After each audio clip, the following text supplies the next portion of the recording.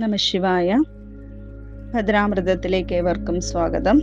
ശ്രീ മഹാഭദ്രകാളി സഹസ്രനാമ സ്തോത്രത്തിൻ്റെ 36 ഭാഗങ്ങളിലായിട്ട് വരുന്ന ദേവിയുടെ നാനാനാമങ്ങളെ കുറിച്ചിട്ടാണ് നാം ഇതുവരെ വിവരിച്ചത്.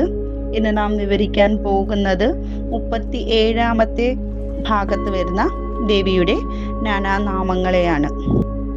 സർവേശ്വരി, സർവമാധ, ശർവാണി, ഹരവല്ലഭ.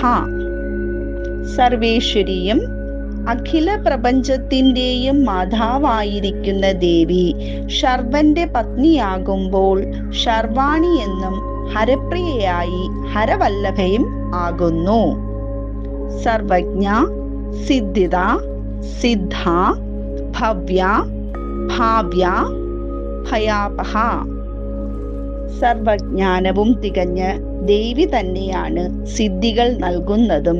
എന്താണോ സിദ്ധി അഥവാ വിശേഷാലുള്ള ശക്തിയായിരിക്കുന്നത് തത്സിദ്ധിയും ദേവി തന്നെയാണ്.